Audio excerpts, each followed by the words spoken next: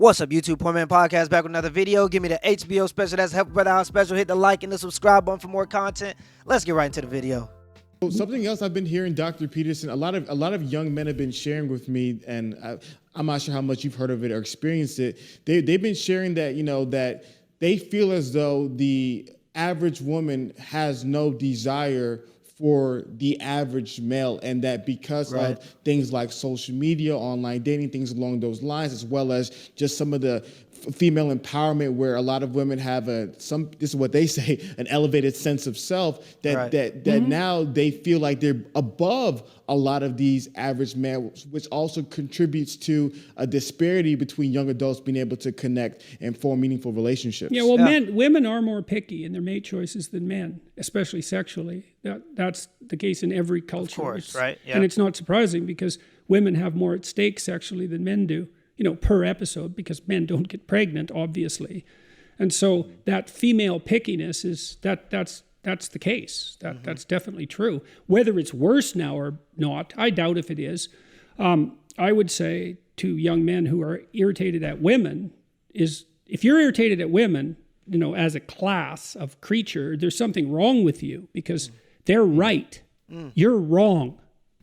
They're right to not pick you. If they're not picking you, it's because they're right. Right. Wow. Now, that might I know that's a terrible thing to say, and I know perfectly well, it wasn't like I was particularly successful with girls when I was young. So I know what that rejection is like. I know what that fear is like. I don't know it as well as some men know it, because I wasn't rejected outright. But what you have to understand is that, what do you expect from women? If you got pregnant because you had sex, you'd be pretty damn choosy too. Right, okay. On the dating app Tinder, when you swipe right, it pretty much means that you're interested in or you like that person. Now, from data collected on Tinder, we see that the top 1% of men on the app get 16% of all of the likes given out on that app. The top 5% of men on that app get around 41% of all the likes given out on that app. And the top 10% of men get about 60% of all of the interest and likes from the women on that app. The top 10% of men on that app are getting 60% of all of the attention, all of the likes, all of the interest, right? Now, for the bottom 50% of men, they get a whopping 4% of likes or interest on that app, right? And this is excluding all of the women that go on the app for self-validation. We know sometimes women go on the app, they swipe right on guys just for the self-validation, even if they have no interest in those guys, right? So that's excluding those people. So women are definitely selective because they have more to lose, like Jordan says. And over in the red pill space, we encourage women to be selective. We tell women, don't have children if you don't have a ring. That's being selective. Don't have children if the man doesn't have a car. That's being selective. Don't have children if a man doesn't have a house. That is being selective. But we're telling them to be selective in the right ways. It doesn't help to be selective if you're being selective of the wrong things. For example, if I'm an NFL coach or a team manager, whoever makes this decision, right?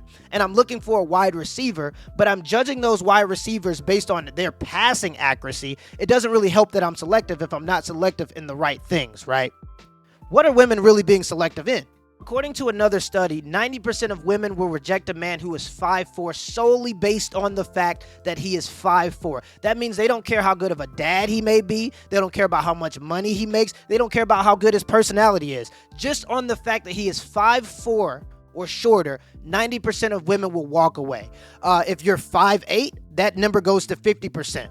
Right? So if you're 5'8", 50% of women will reject you based on your height alone. It doesn't matter how good of a personality you have. It doesn't matter how much money you make. It doesn't matter how good of a father you may be. So say if you're 5'4" as a man, and of course this isn't a huge percentage of men, but say if you're 5'4", that means if you go and approach 100 women, 90% of those women will reject you without even knowing you as a person. Right? So there's obviously some selection that's based on attractiveness and height, and I would argue that a lot of the selection is based on attractiveness and height. So are women being selective in the right ways? Well, about 41%, which is an increasing number, by the way, and it will continue to increase. About 41% of children being born today are being born out of wedlock. And then a lot of people will blame that on men and say, well, men just need to be better fathers. Take care of your children. 30% of men will be virgins by the age of 30. In 2021, 30% of men will not have even touched a woman by the age of 30, let alone had a chance to have children. So what we're seeing in America is the beginning of a polygamous society. And in a polygamous society, generally speaking, the small minority of men that is getting all of the sexual attention from the women, they don't commit to those women. And I think we see that stat reflected in the fact that 40% of children being born in 2021 are being born out of wedlock. So pretty much those men are not committing to those women, and that number is rising. And for the men that don't have families because they're not getting any sexual opportunities, they have less invested in society. Why would I go to war for a society I have nothing invested in? Why would I work for 60 hours a week for a society that I have nothing invested in? When men start to drop out of society because they're not allowed to have families or any investment into that society, that's when things become dangerous. And Jordan Peterson knows this. Please give your perspective on why polyamory is bad for the individual and society. There's a bunch of reasons. I mean, the first is societies seem to function better, that is, less violently. Let's say, when there's one woman per man, if there's many women per man, there aren't many women for every man. There are a handful of men, let's say a minority of men, a Pareto distribution of men who have a disproportionate number of women, and a lot of men who have none. And those aren't happy men, let's put it that way. They're men who are very likely to get up to no good very rapidly. So there's that. Then I would say the women who, let's say a man has many women, and let's say he's a desirable man for that matter, just for the sake of argument, if he has a variety of women, then those women don't have much of him. So they don't get to establish a real individual relationship with him because it's going to be fragmentary. So, clue in a bit. And then, well, don't they find you attractive? Well, maybe you're not. Right. Like, have you paid attention to how you dress? Do you have a plan? Are you as educated as you could be? Are you a liar? Are you a rabid pornography user? Because maybe that's undermining your motivation to seek out a woman and grow yourself up. It's like, if you're rejected constantly and you're out there really trying, because that's another thing to ask yourself is, well, how many women have you actually asked out? And are you so sure that you're not picking women who will certainly reject you because you're trying to bat out of your league? Because you might be. So, and I'm speaking about this as a clinician too, because I had plenty of men in my practice who were radically unsuccessful with women. I had one man in particular. He was so afraid of women, he couldn't use the phone. He was too afraid of everyone to use the phone. And he had been bullied like mad. And he had his problems. So I know what this is like. But pornography is a big problem. It's a big problem. It's a real curse, that pornography. See, what makes me so disappointed about a lot of what Jordan Peterson is doing right now, because I understand what I understand that he's all about self-accountability, and I'm really praying that this is not a PR move because he's seen as right-leaning to try to balance out a little bit. So I'm hoping this isn't a PR move. I think that he has a little bit more backbone. I am a huge fan of Jordan Peterson, by the way. So I'm assuming he has a little bit more backbone than that, right? So the other thing it could be is that he knows that this is a male-based channel, and he's trying to give the only option that men as individuals have to solve a multifaceted problem. The only problem that I have with that is Jordan knows that this is a multifaceted problem. Yeah, he's putting all of the blame on the men. And this is what we see a lot in society. Oh, you can't support a family on a single income because the rate of inflation is increasing faster than the rate of wages? That's just your problem as a man. You got to work harder.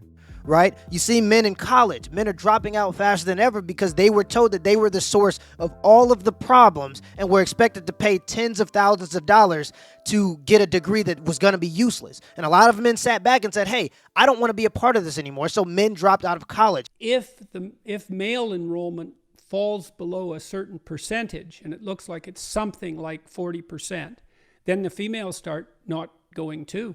And Jordan understands that when men start to drop out of society, that's when things will start to crumble. And unfortunately, that's where it looks like it's going. In my opinion, because it's an easy out. And so we don't know what the consequences of that are. We're starting to understand some of them. But if you were better you'd be more successful with women.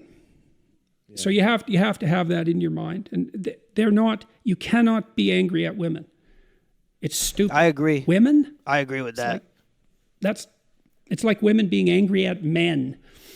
I agree. It's a sign of psychological trouble, that. So you feel as though Dr. Peterson is that, for the men who are complaining about the standards of women today and it being elevated, that it's not so much a focus of pointing the finger at them not choosing them, but more so looking in the mirror and asking themselves what can they do to improve themselves to be so desirable, instead of focusing simply in on just work harder, guys. Be a little stronger. Be a little stronger, dress a little better. Just work a little harder. A little more clearly. Maybe you can beat that rate of inflation.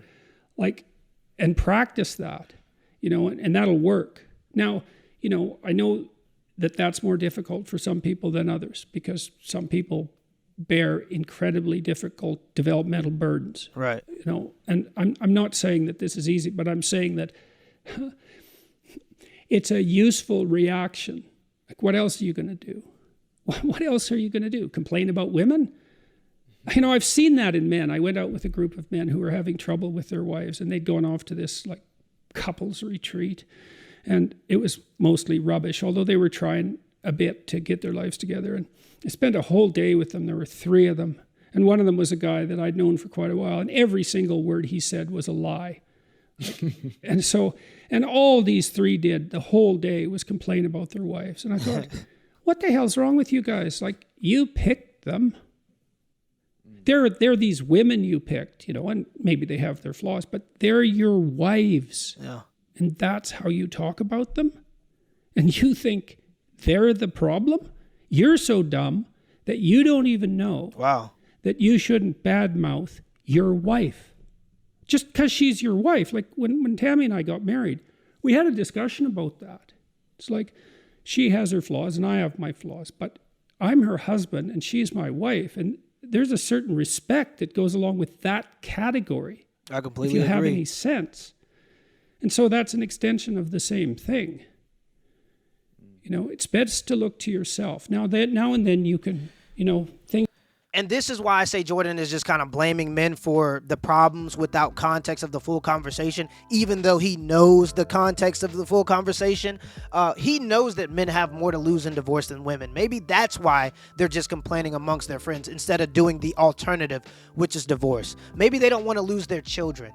Maybe they don't want to lose their house. Maybe they don't want to have to lose half of their pension and then have to start over at 58 years old, right? So that instead of quitting out, which is what most women do, at 70% women are filing for divorce because they have nothing to lose. Instead of that, maybe they're trying to stick it out because they know that 90% of the time, it's the woman that gets custody of the children, even if the father can prove that he provides better than her, right? And again, remember that this is an equal society. 90% of the time, the woman will get majority of the custody of the children. Maybe he doesn't want to lose access to his children because he realizes that a man being in the household is the most important component to a child's life, right? So without looking at that whole context, Jordan's just kind of saying, well, they're cowards because they're just talking about their wives. Well, what's the alternative, Jordan? Divorce? I don't think that's a good option for them. Instead of talking about the truth of the matter, which is that women are incentivized to get a divorce. They get half of everything plus alimony and child support. Why wouldn't you get out of something that's hard? It's like me being on a team that has to row a boat across the Atlantic Ocean, but my teammate, if he quits at any moment, he gets majority of the things, right? Of course, then he has more incentive to leave that marriage. And these are things that we can affect now, but we just choose not to, and we just ignore them and put the blame on men. And what's going to happen is what we're seeing. More and more men are going to drop out, and things are going to get more and more dangerous, and the society is probably going to fail. Things have gone rotten in society, and you have to bear your responsibility. You have to address that at a social level and a communal level. But fundamentally, it's like, and you do so much less harm if you look to yourself first as the problem. But then believe me, you're plenty of problem for you. You're all the problem you need for you. That's for sure. Yeah. So what would you say, Dr. Peterson, to the young men who are pushing back on this idea, and the young men who who say, like, traditionally speaking, there was a sort of mating where if you were a guy and you're middle class, you can get a middle class partner. You're a guy making $40,000 a year, you can get a certain level of partner. That in some communities, in some environments, because of, degrees or things like that, if you're a guy, making $50,000 a year or $60,000 a year and you're doing relatively well, that the women in your cohort who are similar partners to you may not desire you. Instead of wanting a partner making 60, want a partner making 80. So what would you say to those guys? Mostly I'd say that was an excuse. But I wouldn't go farther than that because, I don't know how to answer those questions in some ways at a collective level. Right, that's the which tough is why part. I focus on the individual. If someone came to me and told me that, the first thing I would do is listen to them for like 10 sessions. Just to find out what they're thinking and to find out what the problem actually is, because they think they know what the problem is. It's these picky women, and that could be the problem. For them, it might be. Maybe there's a demographic issue or a community issue that I don't understand. So I wouldn't assume that I knew what the problem was. But those sorts of things, in my experience, have to be solved at a high level of detail, like at high resolution. So let's say you are having trouble finding a mate. And you think, well, I'm reasonably symmetrical. I'm in decent physical condition. I'm young. I have a decent salary. But still, okay, well, that's a deep dive issue. I don't know what's wrong. We'd have to talk about that. And I do mostly listen. It's like, you seem okay. So why don't you have a partner? Well, that's a deep mystery. Like, it's really a deep mystery. It's nothing trivial. There's no simple solution to that. And so, again, that's why I don't really do sociology in some sense. Right. Yeah, this is more sociology. Except insofar as I understand the role of the individual in relationship to society. So I would say to someone like that, practically, if you want to do something, go see a cognitive behavioral psychologist and take the problem apart. It's crazy because a lot of people are on Hafiz about this, right? A lot of people are like, oh, he's weak. He's proven that Red Pill has no merit. He's proven that you guys have no conversation and no good argument. But the truth of the matter is Hafiz is a podcaster, right? So he brings people on his show to hear their opinion on topics. He doesn't bring people on the show to debate them all the time, right? When he does a podcast episode, he brought Jordan Peterson on the show to hear his opinion on certain conversations. Now, me personally, I probably would have gave some pushback because that's just my personality type. I would have probably brought up some of the facts and statistics that I listed earlier in the video just to see what Jordan Peterson had to say about some of those. But I get it, right? I'm not going to be too hard on him either. I would have liked a little more pushback, but I'm not going to be too hard on him because I get it. Now, for Jordan Peterson, also I get it. Right? He's a clinical psychologist. He works on people on an individual basis. Like he said, he's not a sociologist. He doesn't look at the whole spectrum of things. Even though he knows the context, and I would have liked for him to go a little bit more into the context of what's really going on, I do appreciate that he's telling men to be accountable because that's all you can really do as a man. Right? All you can do is try to be better. And we preach that over on Red Pill. So the fact that, like, women in the comments, and there are a lot of comments of women saying things like, oh, yeah, that's right, you guys just got to be better. Red Pill has no men. I'm like, well, that's what we do in Red Pill. We tell men to be better. I always tell men, do not use these facts as an attack. Use them as a defense. Understand them and then apply them to your life and move accordingly, should I say. So I completely understand both sides of this. But I just thought that I would give a little bit more context for the people that just think, oh, this is all just the men's problem. Well, this men's problem, quote unquote, is going to very quickly turn into a societal problem. And the truth of the matter is society is really built for the benefit of women and children. Now, everybody does benefit, but it's really built for the benefit mostly of women and children. And when a society starts to crumble, the people who are affected the most are, generally speaking, women and children. So, till next time. It's for my mom and girls, just know you safe. Every time I had to eat, I really put my life up on the plate. Sorry, mama made a conscious decision to live this way. Ticking time bomb, I was living like a renegade. Louis Farrakhan, the menace in his genesis.